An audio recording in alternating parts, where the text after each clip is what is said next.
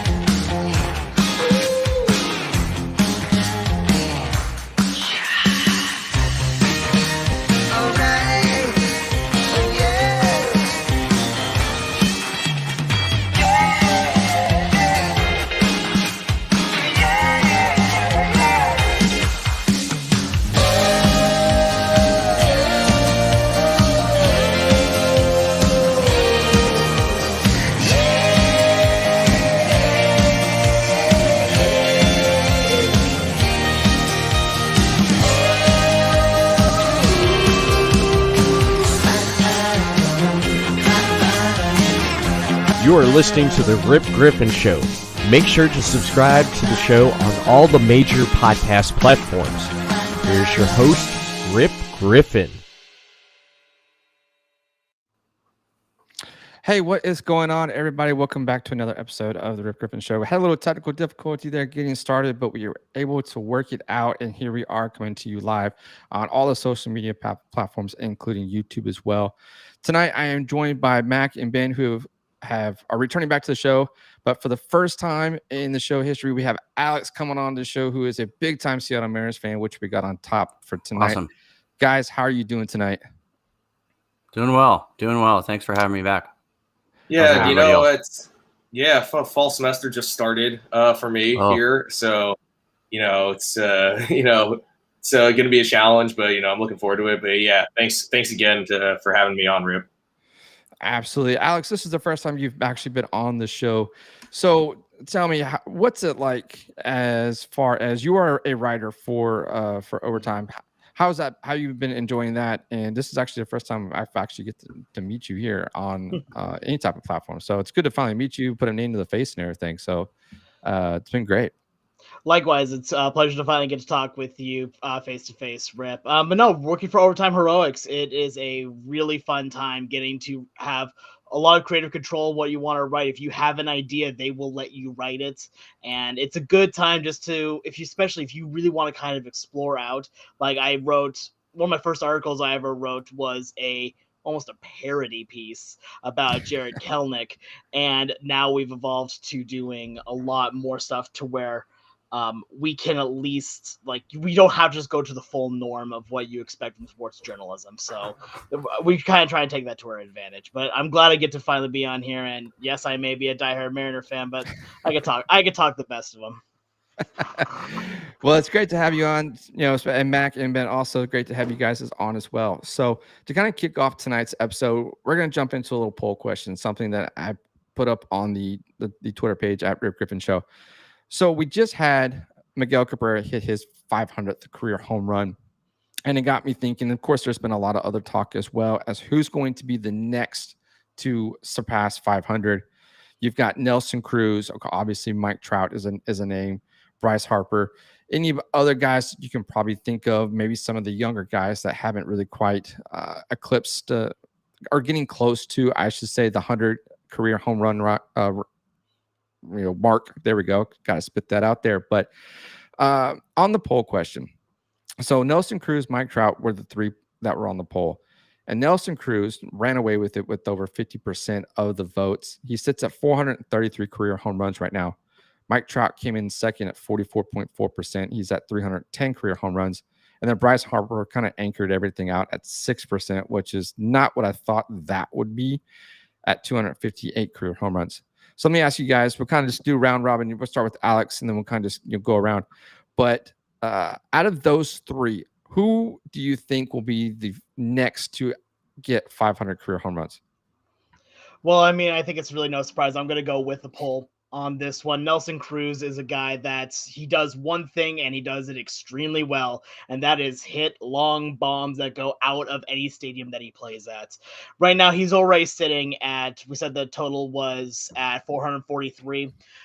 We only think that number is going to go up, and even though he is getting into that really late age range, there doesn't seem to be any stopping him. Nelson Cruz is that power hitter that does this job, and that is all that he needs to. He technically could play the outfield, but not much real reason to. You keep him in the American League. You just keep letting him be that DH. He's going to produce for almost any team that he works with. And as long as he just keeps on somewhat of the pace that he's been on for the last few years, he will be the next. That doesn't mean there's not a lot of other players in baseball that won't reach 500. Like, again, Mike Trout is basically as close to a lock as you can get. Again, knock on wood. But I think if you're talking about the next to reach it, it's going to be Nelson Cruz. What do you think, Mac? Who do you think is going to be the next to get 500? So I'm actually going to disagree here. Only reason. So here's my take is that. So yes, Cruz does have 443 home runs right now. My concern here is that he is actually showing a little bit of age ever since he's been traded to the Rays. He's only hitting 210. His OPS is 698.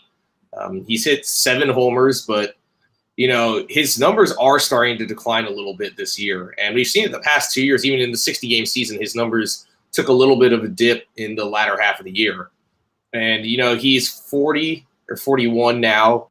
Not getting any younger, which I get that he's been basically an ageless wonder. I just have a very hard time thinking that he's going to be, considering how he's performing in Tampa Bay, I don't know how much he can go. And, he needs more to hit 500, but will he last long enough in the league to reach that number? Maybe, if he stays in the AL, yes, sure, he has a chance. But right now, I think actually I voted Trout. I think Trout, he's already at over 300 homers. He's at 310 to be exact. And he just turned 30. And yes, he's dealt with injuries, but I mean, you got to, say he plays. So he's at 310 right now. If he plays another 10 seasons, say, he'll average, under 20 per year. So I think that he's definitely, I think that he's got a better chance of reaching 500. I'm not saying Harper can't. I think Harper definitely will reach 500 also, but I think at this point, Trout probably has a better chance than Cruz, mainly because of his age. Okay. What do you think, Ben?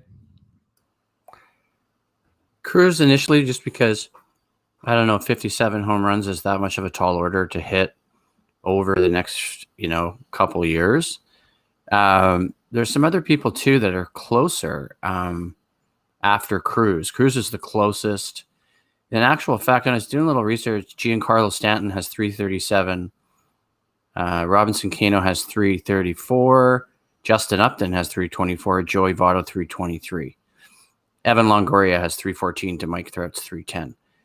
Okay. The thing about Trout is Trout's hurt again. And it's looking like that his season's going to be shut down. So for all the greatness of Shohei Ohtani for the Angels, another lost season. And, the last couple seasons, even though last year was shortened due to COVID, Ohtani didn't play that much, but Trout did. And then Rendon goes out this year. It's like that team needs to get all three of those guys in the lineup consistently for a while. I think it might be different, even if they don't have great pitching. So yeah, I'm sticking with Cruz. I don't even know if he plays even 2 or 3 more seasons. He could probably hit, I don't know, could he hit 15 in a season? I guess it depends on if he declines that much. Right. That's the way I see it. Yeah. Okay. So Alex, let me ask you this, because one of the greatest designated hitters I would feel is one of the greatest, obviously, is Edgar Martinez, who played until his mid-40s, right? Yep. So I think it can be done if he stays. Of course, we don't know if the universal DH is going to take into effect next season. So if that's the case, let's say hypothetically, what the collective bargaining agreement goes through, they agree, and there's going to be a universal DH come next season. Now he's got 29 other teams that could be vying for his services that will give him an opportunity to be in the lineup basically on a daily basis and to at least just be a DH. And if that's the case, I think he can do it. I mean, 57 home runs is not something that might not be done in, say, I give him maybe three more seasons. As long as he's able to be healthy, be in shape, I think he can do it. I think he can get to 500. I really do. The DH is one of those positions that, you're not in the playing the field, but there's a longevity aspect to it, and you can remain, a constant presence in that lineup just by being a DH. And I think he could do it just like Edgar Martinez did for so many years with the Mariners, that we might see him actually get closer. And then, of course, Mike Trout just needs to be healthy, honestly. That's just my opinion. He could do it. I think he would probably be closer to 400 by now if he could be healthy. He had that 2019 where he was kind of out for a little bit, obviously this season as well. So I'm going to vote. I voted Nelson Cruz as well. I think he can do it. It's just a matter of, just being consistent and being in the lineup. So, but it was just an interesting poll that I put out. I wanted to kind of get everybody's thoughts, because this is the first show that I've done in a couple weeks. I was out doing covering some minor league baseball last week. So, but that's when Miguel Cabrera hit that 500 home run. And of course, a lot of talk on Major League, on MLB Network, on MLB Radio, of course, on all the social media platforms as well. Everybody kind of talking about who's going to hit 500. And of course, Nelson Cruz keeps coming up at the top. So just something I want to get y'all's thoughts on real quick. But we'll kind of change gears a little bit, because there's some other interesting news that's been coming up this week, just most recently, today and yesterday, that has to do with Mets news. Mac, I'm sorry to bring that into the show. Poor Mac. Because I deal with this a lot. There may need to come down here pretty soon. I get that comment. I feel like at least once a day, or at least every time I mention to someone that I'm a Mets fan. But it's something that it's the way everything has kind of come about is very head scratching, because we heard about everything that happened before the season started with the Jared Porter situation. We're not going to just discuss that because we've already talked about it. But interim GM Zach Scott, he was arrested just a couple of days ago. He is facing DUI charges. But the thing that is interesting about this is that he was coming from a fundraiser that was put on by Mets owner Steve Cohen. Now, the Mets did put him on an administrative leave today. Matt, what are you kind of hearing about as far as what's going on with the Mets and kind of this down course road that they're going on right now? I mean, this is inexcusable. I mean, I just, with the Scott situation, administrative leave was the least they could do. I really wouldn't be surprised if he's not there. But here's my biggest issue with how the team has handled this, is that when the Javi Baez thing, with the whole booing the fans thing happened on Sunday, he made those comments. There was a big reaction, and Sandy Alderson put out this huge statement like, we will not tolerate this and all that. This is like a random gesture that they've actually been doing for a few weeks. It just happened, on Sunday was the first time it really came to light with the media. But they barely released a statement about Zach Scott. It really makes me question a lot of things with this organization. And Steve Cohen, I hope he takes action, because I think that, Sandy Alderson, during his time as, in his role, he has hired 2 GMs. Well, Zach Scott at least was his interim GM, but he hired Jared Porter and Zach Scott. Jared Porter is a creep, it turns out. Zach Scott got a DUI. I think what this means is that Sandy has to go also. I think it's time Steve Cohen, maybe it's wait until the offseason now, but he has to clean house now, because now at this point, Sandy has also failed the team on so many fronts that I have seen no reason to keep this guy around. And, we thought, maybe once the Wilpons are gone, he'd be better, but really he's failed them on the field and off the field. So really, I hope Steve Cohen takes action because I see no reason to keep Zach Scott around after this incident. And I definitely don't see a reason for Sandy Alderson to be with the team. Oh, yeah, and I forgot to mention one thing I forgot to mention. Sandy Alderson also hired Mickey Callaway. So, yeah, not good. Okay. Man. You know, it was definitely interesting that actually when Cohen brought Sandy Alderson back, because he's been with the Mets, you know, in prior seasons and was let go, and now he's back again. It just doesn't all add up. And you know, Ben or Alex, do you guys have any thoughts on this Mets situation? I always defer to Mac because he's sorry. I was gonna say I always defer to Mac because he's the Mets expert, and I just don't follow the NL East like some of the other divisions. And I know Mac's pretty informed, and I follow his tweets and a lot of stuff about the Mets, so I feel pretty comfortable deferring to him.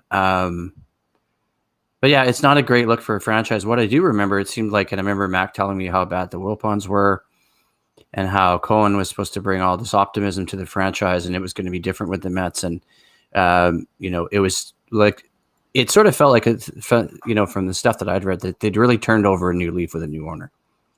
Right. And things could only get better. You know, it's like now he gets a DUI and you're like, uh-oh. Yeah. I mean, I followed the whole thing with the fan controversy about them booing and stuff. And then the whole, you know, all those, I'm like, oh boy. So that sort of pales in comparison to a guy getting a DUI. Overall, this feels like, and I'm sorry to bring up what could honestly be considered more of a joke or a meme than anything.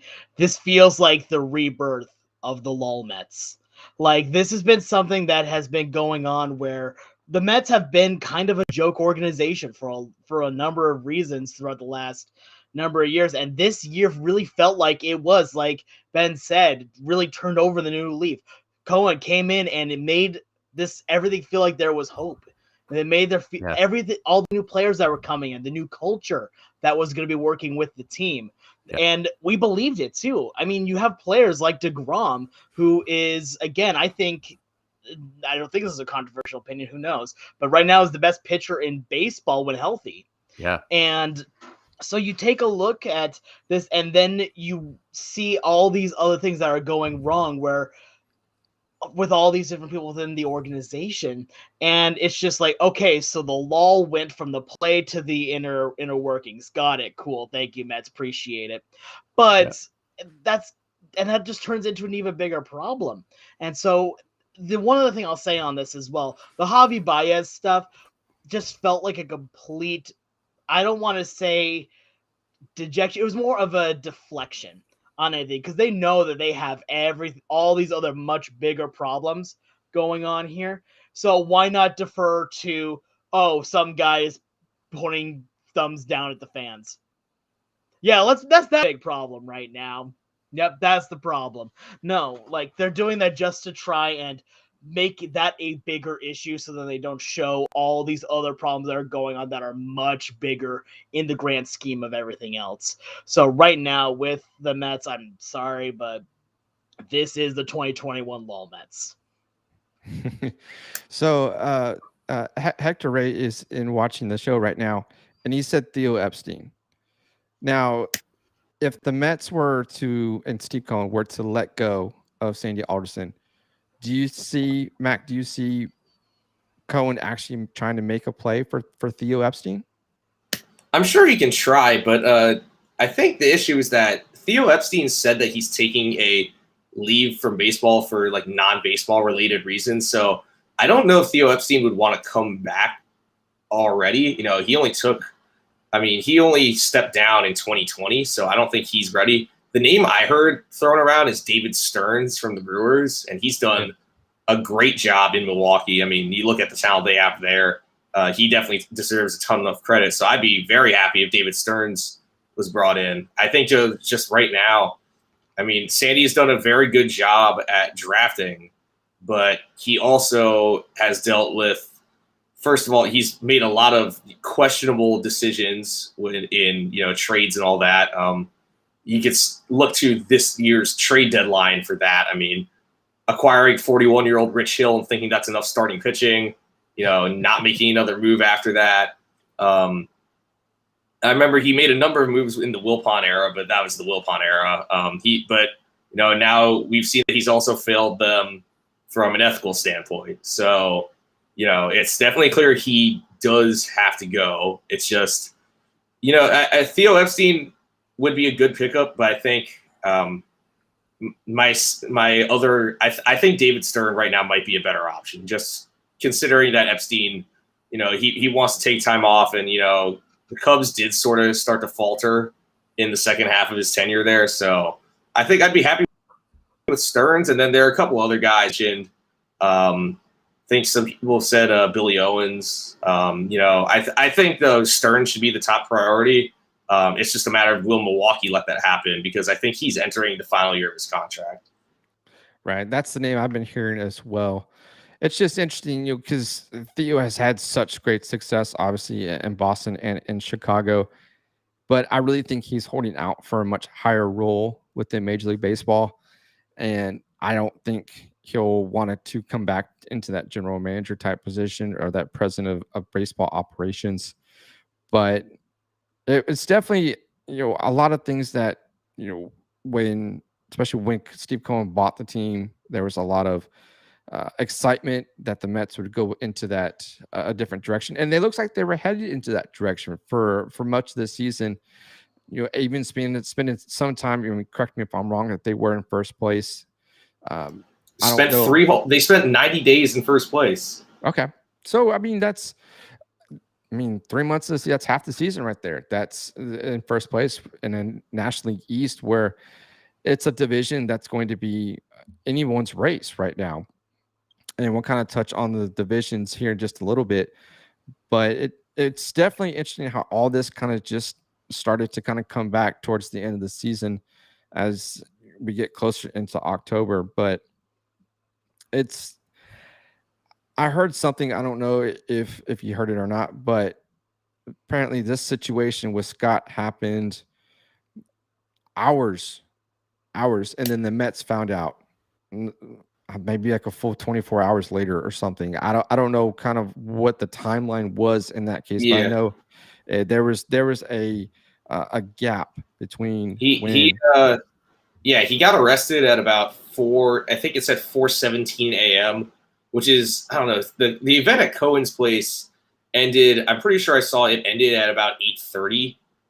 So there was time in between whenever the event ended, when Scott left, when he got arrested. But yeah, apparently the Mets didn't know until yesterday afternoon. So, which is beyond me how that's possible. But yeah, it's a bad look regardless. But yeah, it did take them a while to find out for some reason.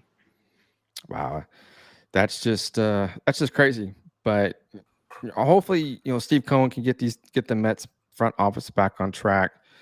He talked about zero tolerance, and before the season started. So it's hopefully he can live up to that, what he had preached about. So we'll kind of keep an eye on that.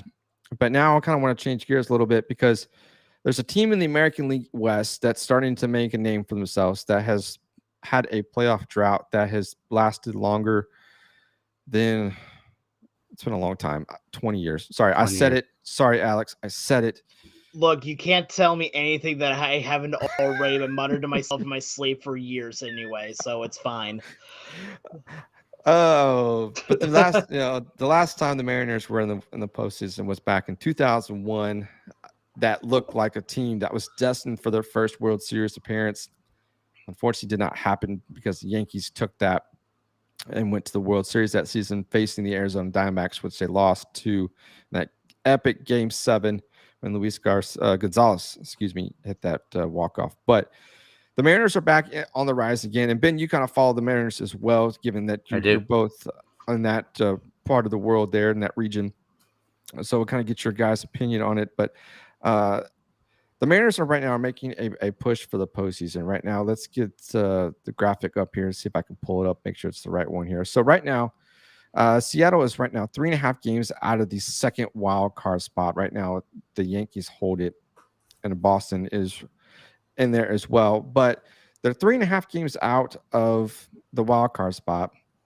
And here in the division right now, which is surprising to me, which is they are only 6.5 games back, but they've won their last 6 out of 4. Yeah, they're 6-4.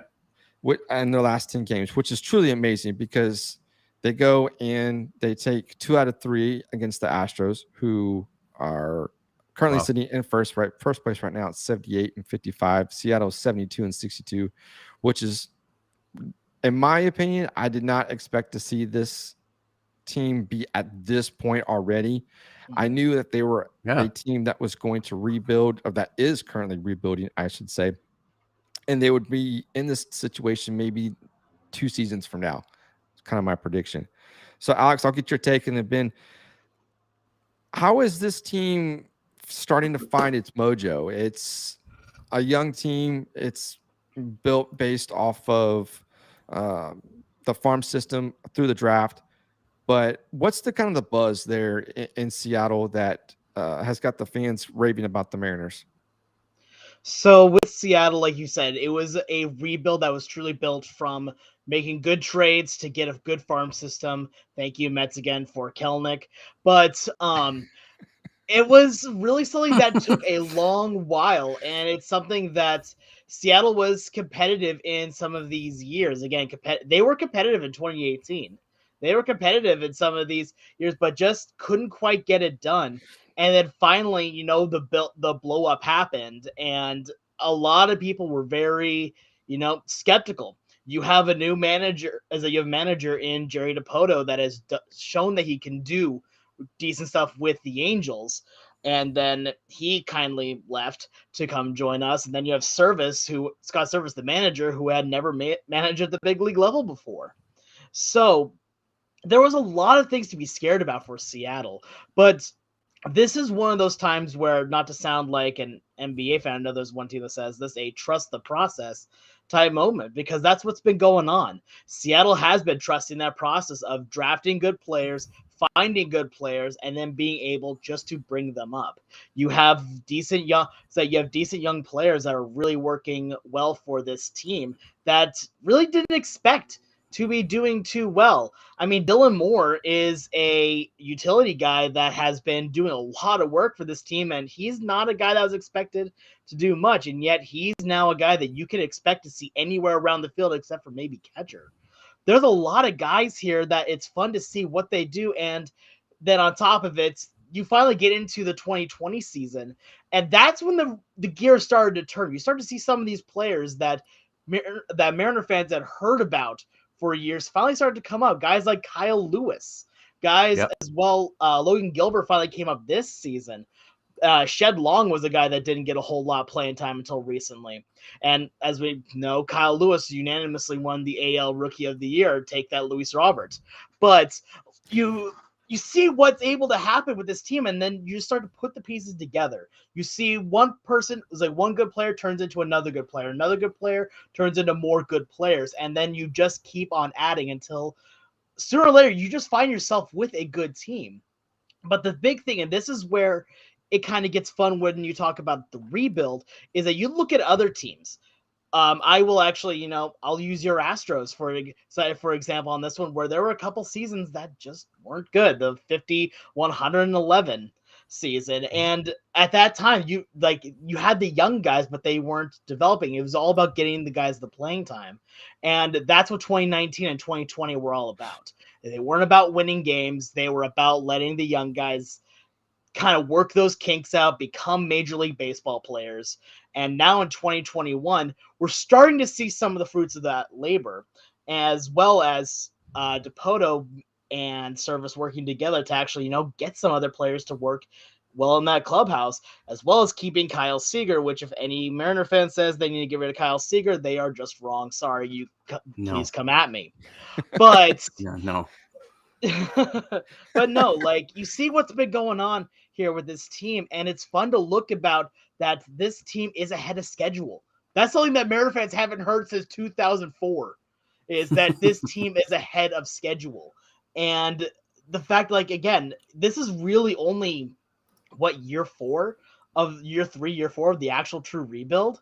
And these guys are the guys that they have been building this all around are becoming those star level talents. And then on top of it, thank you again to Rip, but Abraham Toro has been absolutely tearing the cover off the ball and has been an on-base machine. And he's really been kind of that one piece that has really helped kind of tie everything together. The team is very much a momentum-based team, which we've seen on a number of cases where, again, right after the Graveman-Toro trade, the momentum went down for a while. But when this team is hot, it's hard to stop them. So I don't think they're going to win this year. I want them to badly, but no, the drought will go to 21. But the drought will go to 21 years. But I love seeing that these young guys are finally like working well together. You have Ty France, who is dominating at first base, not just offensively, but he still has a 1,000 fielding percentage at first base. He's in consideration for a Gold Glove for a guy that was said to have the footwork of an elephant. That's pretty good. That's pretty good. You have all these guys around the field, especially J.P. Crawford, that's a Gold Glove defender as well. I love seeing where the rebuild has taken this team because it's all just been a collection of guys that have been able to do their job.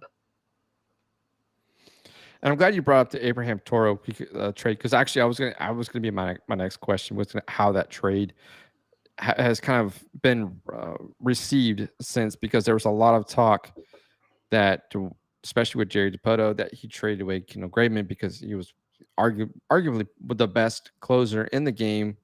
But it's also too one of the best arms in the Seattle Mariners bullpen as well. No, he was the best. He was the best. That's not that. I'll say one quick thing on this. It is still a very divided issue within Mariner fans. It's something that a lot of people still, even with the true emergence of Mets legend Paul Sewald, but it's something that, I have only one problem with the trade. I have one problem, and that was the timing of it. You look at what had happened the night before the trade. It was a huge cover behind. I think Seattle was down 8-1 at one point, and something like that. And Seattle comes back at a grand slam by the aforementioned Dylan Moore.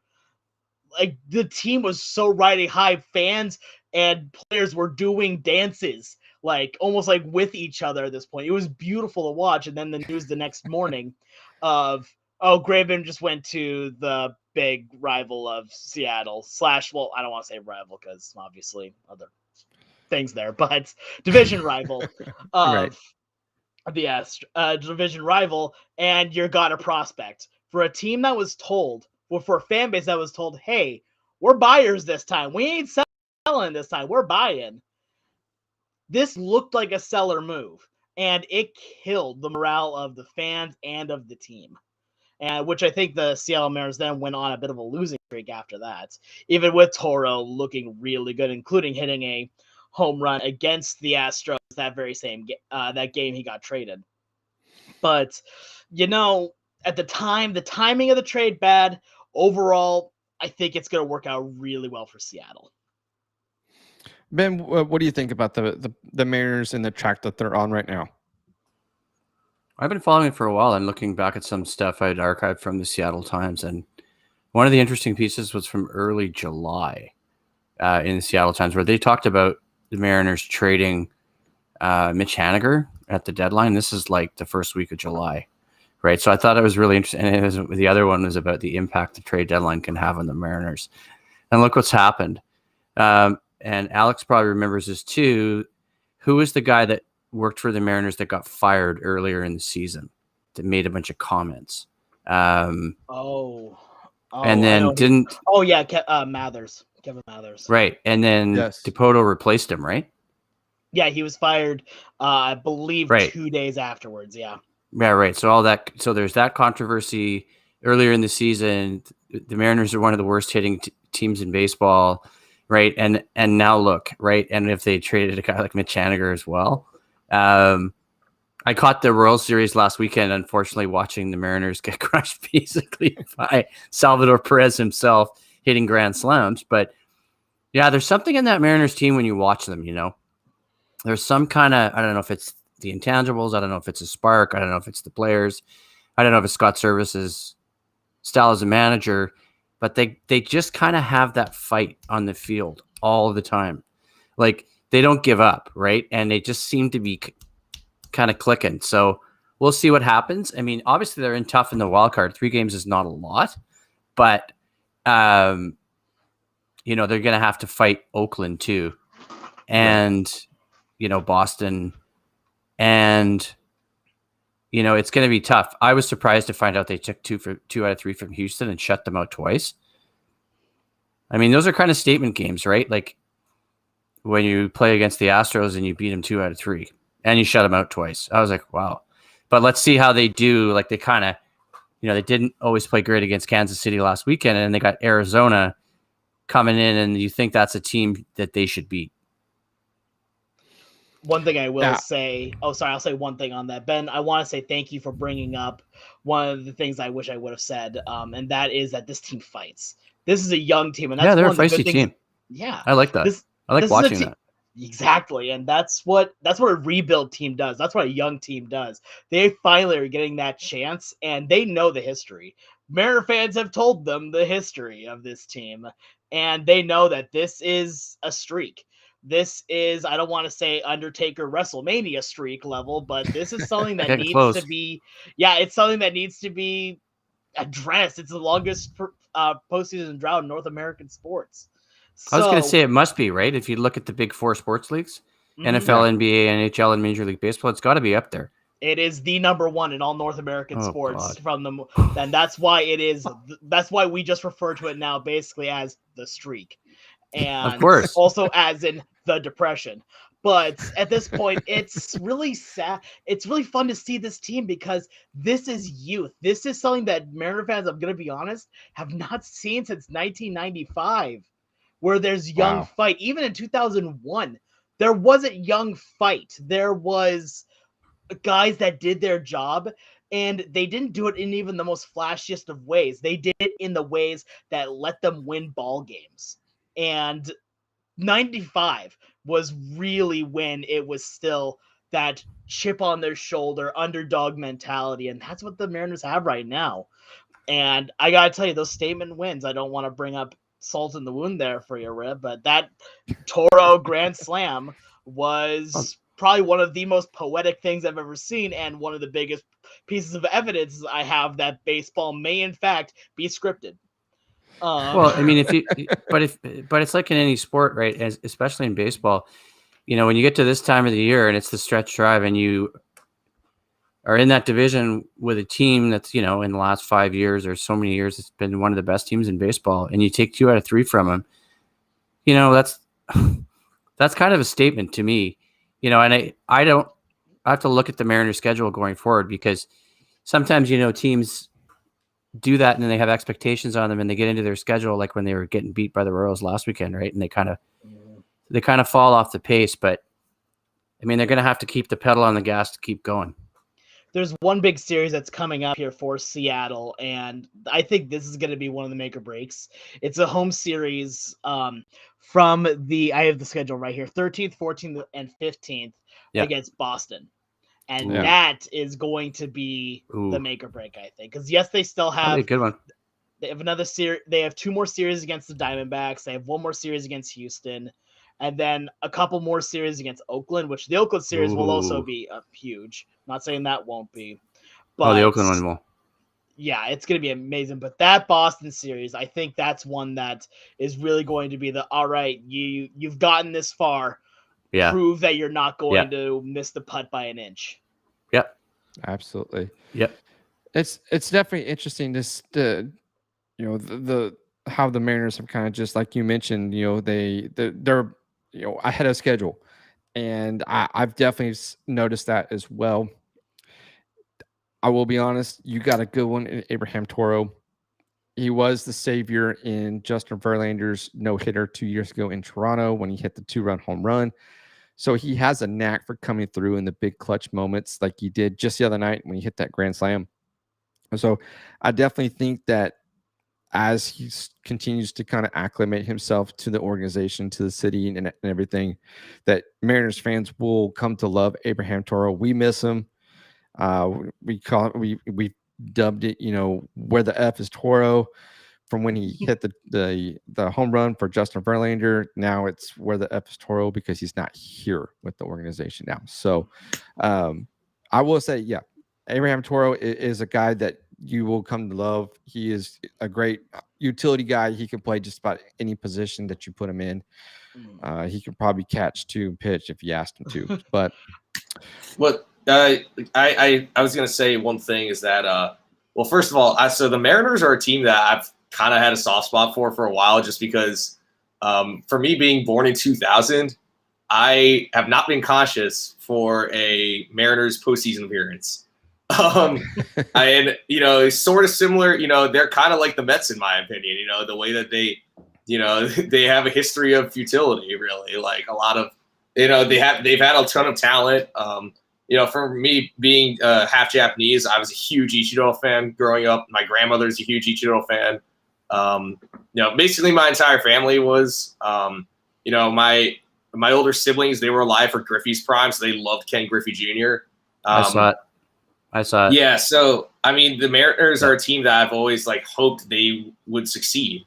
But at the time of the Graveman trade, the Graveman Toro trade, I think I was talking to Alex about this. I really did not like that trade at all. I thought it was really dumb. I thought Toro was not much of a return, but I've been pleasantly surprised, and I think that this team is actually going to be.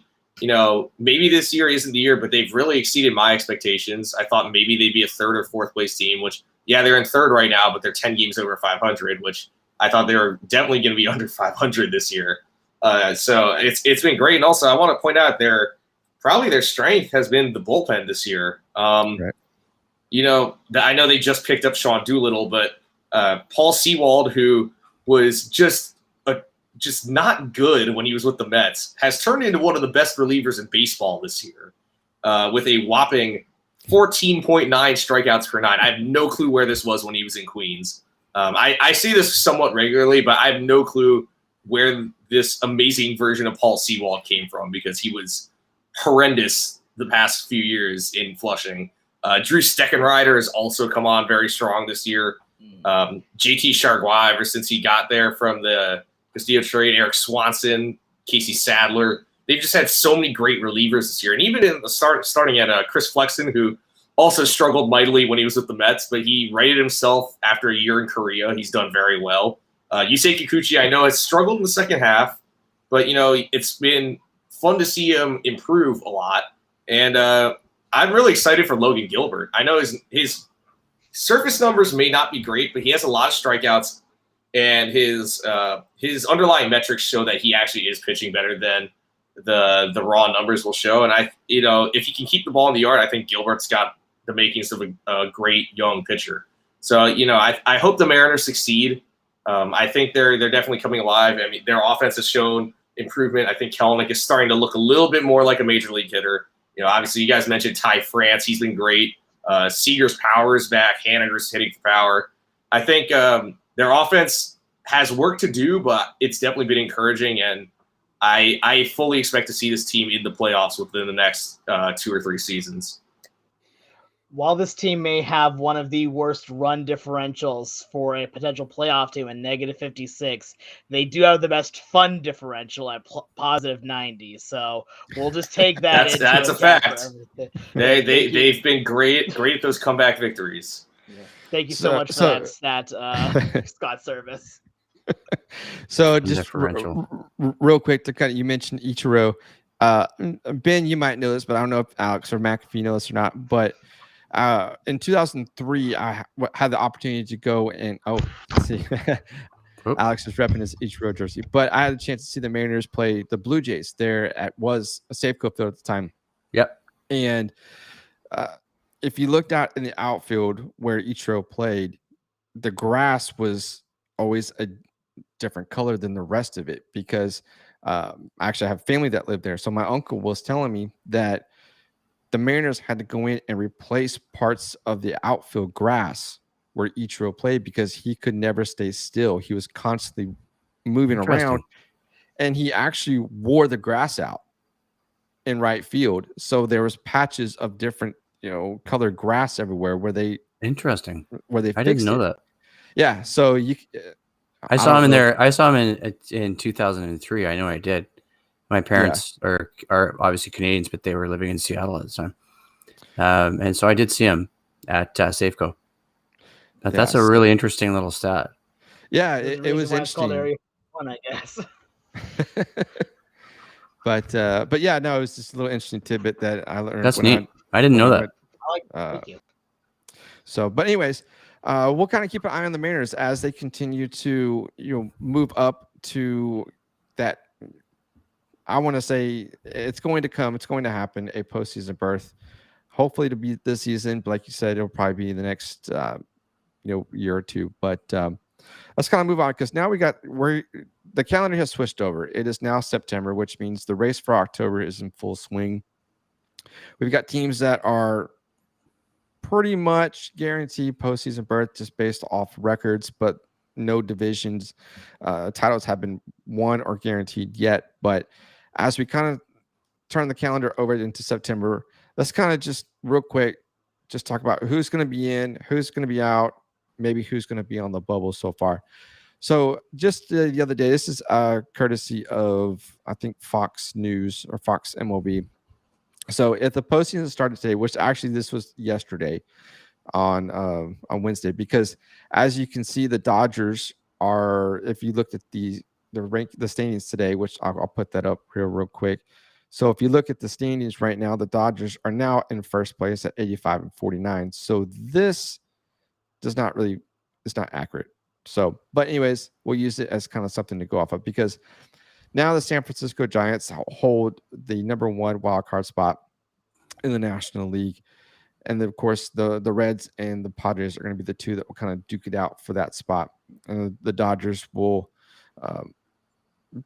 are leading the division right now. So, but in the American League, the Astros and White Sox are two teams that are looking to face off in the ALDS. Tampa Bay is leading the AL East right now. Obviously, the Yankees have kind of had a resurgence. Boston is still in there. So the American League is kind of, if the postseason started today, that division is kind of set out. Now, the National League obviously is different because you've got the Braves that have kind of turned it on there. The Brewers have been hot. Like I mentioned, the Dodgers are currently in first place right now. So let's talk about this. Who do you think is going out of these teams? I'll put the graphic back up. Who do these teams do you think has a guaranteed shot to make the postseason? I think the clear-cut ones are definitely the Rays, the White Sox, the Dodgers, and the Giants. Oh, and the Brewers, obviously. Those teams, I think, for sure haven't locked down. The White Sox, the AL Central is just not good this year. The White Sox, it feels like, haven't even played their best baseball yet. They have, I'm pretty sure, like a 10-game lead in that division. I mean, 10 games. And then, obviously, the Brewers have a 10-game lead in their division. So I think they got to lock down. The Dodgers and the Giants, I mean, they're clearly the class of the NL, at least, and I think the class of the entire league. So I think those teams definitely have it locked down. And then because obviously whoever wins the division will, get the 1 seed. And then I think whoever comes in second is guaranteed a wild card spot. And I think the Rays, some people were kind of sleeping on them, I think, coming into the year, but they will, no matter what strange moves they make, they somehow work out. So the Rays, I mean, they're 6.5 up even after losing tonight. So I think the Rays got this locked down in that regard too. What do you guys, Alex or Ben, do you agree? Do you think, what about the Athletics? We'll talk about them because right now they are sitting at a 1.5 games out of that second wild card spot behind Boston. That's a team right now that's currently sitting in second place in the AL West behind the Astros at 4.5 games. They kind of came on strong earlier this season. They kind of led, I want to say, a quarter of this season, but now kind of fallen off a little bit. How do you think the Athletics will kind of fare as we hit the home stretch? Good question. I mean, that's a really interesting race. When you put up that graphic, if you could put it up again, the Athletics kind of get forgotten about because we're talking about the Mariners, we're talking about Boston, the Yankees, but the Athletics haven't played well in their last 10, going 4-6. Yeah, it's going to be tough for them, but I mean, the way these teams are all going to like mix together in this month and they all play each other is almost like the playoffs already. Right. With Seattle's got 2 series against Boston. I haven't looked at Oakland's schedule. I really want to see Houston face the White Sox. I think that's going to be a series, 2005 World Series matchup. This time they're both in the AL. I'd forgotten about the 2005, but I watched the Blue Jays White Sox series last week, and I look up and down that White Sox lineup, and I look at their starting pitching, and then they got Liam Hendricks, and then they added Craig Kimbrell. But man, that White Sox team is good. I know the AL Central is not great, but that's going to be an interesting series. Obviously, the NL West, I think at the beginning of the season, people obviously underestimated the San Francisco Giants. Yes, a lot. So especially the Padres, they thought they were going to really walk away with that division. Nope. The Dodgers I think are right where they should be, or pretty close. Milwaukee's kind of leading the Central. I don't think that's really a surprise, considering what's happened with the Cubs this season. Pittsburgh's not very good. I thought the Cardinals are going to be better, honestly. So did I. They were a heavy favorite in that division, especially after getting Nolan Arenado. Yeah, especially after getting Arenado. Yeah. But I think they kind of fell apart. Well, it's partially injuries, but partially also they've just underperformed, while the Brewers have really, really been just awesome this year. Yeah, the Brewers are awesome. I'd be interested to see. I remember when LA and the Brewers played last year in the playoffs. I'd love to see that again, just because how the Brewers kind of got mashed. But yeah, I think one other thing I was going to say is Atlanta's kind of turned it around right after the way they played in the 60-game season last year and in the postseason. And now I think Atlanta's where people expect them to be. Overall, sorry, go for it. No, go ahead, X. So overall, what I kind of think is that I think Atlanta, I wish they would be a little better, but the problem is just, again, that they really were snake bitten this season with all the injuries they've had, especially to Ronald Acuna Jr. But I think overall, when you take a look at this season this year, there are some teams that are definitely just like the easy throw. They're going to make it into the playoffs. I mean, White Sox are the easy one. The Rays, easy team. The Brewers, I really like the Brewers this year just because I love it when a team has a good pitching staff. And when you have a 3 pitching staff of Woodruff, Peralta, Burns, and then on top you still have Hader and Williams in your bullpen, I mean, that's just good. That's hard to score any runs off of. Then you take a look at the rest of everything going on in the American League.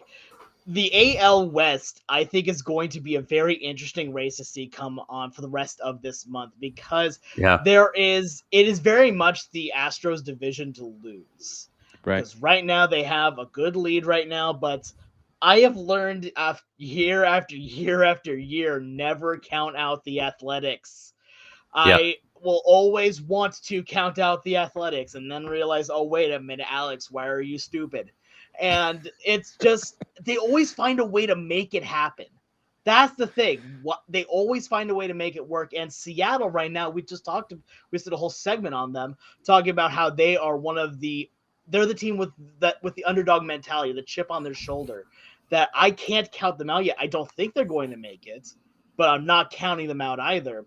The Central's easy, it's White Sox, and the East is easy, at least for the Rays, but that wild card spot, the fact that there are 2 of them, means that there's a lot more possibilities with it right now. You have the Red Sox going for it, you have the Yankees going for it, but there are really, if you want to put up the wild card graphic again, that would be really helpful. There's a lot of teams that are competing for this American League wild card. And I think overall, it's funny to see that, there's New York, Boston, Oakland, Seattle, and then Toronto with a 117 run differential, and yet they're below Seattle. But I look at this, and it's really still everyone's matchup up until Cleveland. And there's a lot of ways that they could really still go, and that's why the last month of the season is so fun to watch, because every game, like a football season, every game means something new. For this overall, I still think, though, that for the wild card spot, there's going to be one team from the American League West and one team from the American League East that takes the American League wild cards. That's a good prediction, I think. One team we haven't talked about yet is the Cincinnati Reds. Now, they are a team that has just all of a sudden came in and took that second wild card spot from the Padres, that now lead the second wild card spot at a half a game over the Padres. Now, is this a team that could possibly hold on to this and just completely just take the National League wild card by storm? Because they came on late this season, and now all of a sudden they're in the talk of the postseason, which they haven't really quite been, at least that I've heard, this season at all. Yeah, well, I think so. Alex has definitely heard me talk about this on Cheap Seats Chatter, but I'm very high on the Reds for some reason. Well, I think it's that the Reds, their offense mainly has been just electric in the second half. It already was good with Castellanos and Winker. I mean, heck, they both started in the All-Star game. They were both very good. But Joey Votto has had a monstrous second half. It's been very exciting to watch. I got to see them play in Philadelphia, and Votto did go deep in the game. I was there. And he looks like his vintage self all of a sudden at age 37.